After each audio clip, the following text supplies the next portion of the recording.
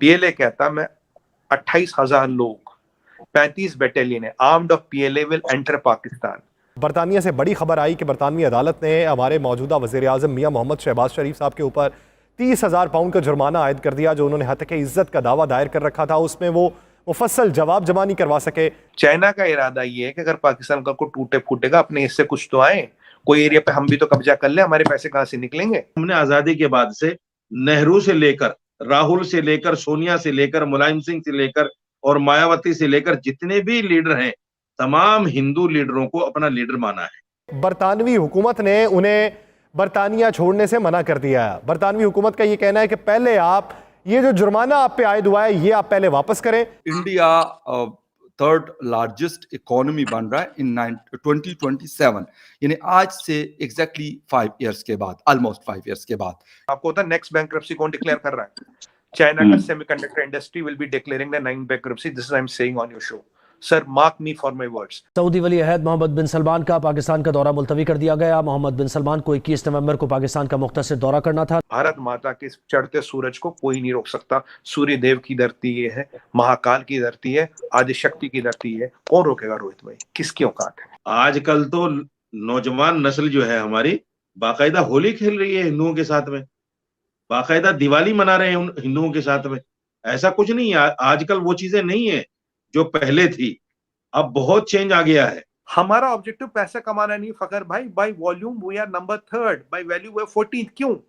ये आपको एक ही आंकड़ा समझा देगा। मुझे समझ आ गई, क्योंकि हम पैसे नहीं कमा रहे, क्योंकि आप पैसा कम कमा रहे हैं और चीज ज्यादा मार्केट में दे रहे हैं, ज्यादा कमा रहे, आदमियों की मदद कर रहे हैं।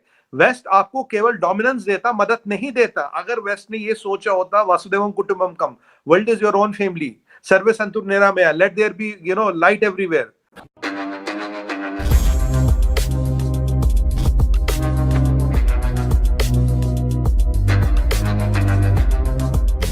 नमस्कार दोस्तों, आज ही एक जाने माने फाइनेंशियल इंस्टीट्यूशन मॉर्गन स्टैनली ने एक बहुत बड़ा ऐलान किया है। उन्होंने कहा है कि आने वाले 5 सालों यानी कि 2027 तक भारत तीसरी बड़ी इकॉनमी बन जाएगा। और साथ में उन्होंने ये भी कहा है कि आने वाले 10 सालों में भारत की टोटल इकॉनमी 8.5 ट्रिलियन डॉलर्स की हो जाएगी, मतलब कि अब से दुगनी से भी ज़्यादा। और अब तो ये भी कहा जा रहा है कि अब से भारत अमेरिका से ही कंपटीशन में लगा हुआ है फर्स्ट स्पॉट के लिए, क्योंकि जिस तरह से चाइना डूब रहा है अब वो भारत के रास्ते में नहीं आ सकता है। और दोस्तों, दूसरी तरफ चाइना के साथ साथ अब सऊदी अरेबिया भी पाकिस्तान को अपना गुलाम बनाने के रेस में लग चुका है। जिस तरह से सऊदी अरब पाकिस्तान को कर्जे देकर अपना गुलाम बना रहा है, अब ये लगता है कि चाइना और सऊदी अरब दोनों मिलकर के पाकिस्तान से उसका देश ही छीन लेंगे। तो चलिए दोस्तों, आगे इस वीडियो को देखते हैं। अब पाकिस्तान खत्म होने वाला, खत्म हो चुका है। आपको 2-3 विद फैक्ट्स बताऊंगा। देखिए, मैं परसेप्शन की पतंगे नहीं उड़ाता, मैं फैक्ट्स पे बात करता हूँ। मैं आपको 2-3 फैक्ट्स बताऊंगा जो validate what I am saying. पहली बात, अब सऊदी अरब हो, वो चाइना हो, सबकी नजर अब है प्लॉट पे। मकान तो रहा नहीं, मकान मालिक बचेगा नहीं, तो प्लॉट पे नजर है। अब किसका कितना हिस्सा मिलेगा? जब पाकिस्तान टूटेगा तो कोई हिस्सा चाइना के कब्जे में, कोई सऊदियों के कब्जे में, कोई कहीं। अब मैं इसको वैलिडेट करता हूँ। देखिए, पहली बार 20 से 40 बिलियन डॉलर पाकिस्तान को चाहिए अपनी फ्लड से बचने के लिए, ठीक है? ये गए थे, पैसा नहीं मिला। अब चाइना ने क्या बोला? चाइना ने डॉन ने बड़ा शानदार लिखा कि don't worry mister Sharif, but detail खा गया, डॉन डिटेल खा गया। पहली बार जो तुम्हारा पैसा रिस्ट्रक्चर किया है उन्होंने, वो किन शर्तों पे है? आपने क्या इंटरेस्ट रेट लगाया वो तो आपने किसी को आज तक नहीं पता। चाइना का इंटरेस्ट रेट 8.5% तक होता है, 8.5% तक। जापान ने हमें 0.1% पे पैसा दिया था, 0.1% पे। चाइना का इंटरेस्ट रेट 8.5% पे होता है, पहली बात। दूसरी चीज, जो और वो पैसे दे रहा है वो किस बात के दे रहा है? आपने क्या क्या मॉर्टगेज रखा है? आपने क्या क्या मॉर्टगेज रखाया है वो तो नहीं बता रहे हो। इंटरेस्ट रेट क्या है? अब कौन सी घर, फातिमा जिन्ना पार्क तक तो मॉर्टगेज रख चुके हो। अब कौन सा, किसका घर, किसका महल, कौन सा रेलवे स्टेशन, कौन सा एयरपोर्ट गिरवे रख चुके हो। तीसरी बात जो ये गौल कर रहे हैं उसमें था कि भाई चाइना के एसेट्स की सिक्योरिटी। मेरे पास सोर्स बेस्ड इंफॉर्मेशन है। पीएलए कहता मैं 28,000 लोग, 35 बटालियन है armed of PLA will enter Pakistan. Land तो पहले बेच चुके थे, लेडीज तो ऑलरेडी वो चाइनीज दूल्हे उठा रहे थे। अब तीसरा क्या बचा? लेजिटिमेसी को ऑप्शनली मंडी में बेचा जा रहा है।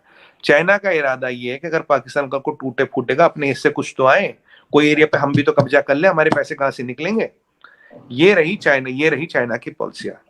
Restructuring of loans and what cost nobody nose. नया लोन किसके लिए, उसके लिए मॉर्टगेज क्या, इंटरेस्ट क्या, किसी को कुछ नहीं पता। और ये पीएलए वाली बात, किस कंट्री ने 35 बटालियन आर्म्ड विद आर्मामेंट अपनी जमीन पर रखी है? पाकिस्तान। और अब सऊदियों पे आए। सऊदियों ने बोला जो तुम्हारा पैसा देना फिलहाल मत देना, बाकी हम तुम्हें 1 बिलियन 2 बिलियन का क्रेडिट देंगे केवल पेट्रोल के लिए। पेट्रोल तो उनका फ्री में उगता, लो पेट्रोल ले लो। और सऊदियों ने एक और चीज बोली, सऊदी इन्वेस्टमेंट की बड़ी बात हो रही रोहित भाई, सऊदी इन्वेस्टमेंट की बड़ी बात हो रही, तो उसमें एक पेज है। उन्होंने पता क्या बोला हम इन्वेस्टमेंट पता रिफाइनरी कहाँ लगाएंगे? ग्वादर में। चाइनीज कहाँ बस्ती बसाएंगे? ग्वादर में 10 लाख की। सऊदियों को कहाँ रिफाइनरी लगानी है? ग्वादर में। क्यों? ग्वादर एक ऐसा पोर्ट है which can be alternate route to China, और वहां चाइनीज अपना रिफाइनरी लगाना चाहते हैं। चाइनीज कंपीट करेंगे, सऊदीज कंपीट करेंगे चाइना को, क्योंकि दोनों को ग्वादर चाहिए। अगर ग्वादर में रिफाइनरी या सेटलमेंट होगा, दोनों को ग्वादर पोर्ट पे वर्चस्व चाहिए, कब्जा चाहिए, क्योंकि पाकिस्तान के वो कुछ है ही नहीं देने को। और अब आप आइए, अब आप IMF पे आइए। अब IMF को पाकिस्तान कहता है 20 बिलियन की इन्वेस्टमेंट की बातें हो रही है, 10-12 billion China, 2-4 billion Saudi, 16 billion हो गए। ठीक है, पाकिस्तान का काम खत्म हो गया। वैसे 20-25 बिलियन का तो लोन अभी है, बट अब ये जाके IMF को कहते हैं कि हमें $34 बिलियन चाहिए। भाई अगर 16 यहां से आ रहे तो 34 क्यों चाहिए? फिर तो तुम्हारा काम हो गया, 34 क्यों चाहिए? 34 इसलिए चाहिए, it's round tripping of money. इसमें कुछ किसी को मिल नहीं रहा, पैसे की टोपी घूम रही है।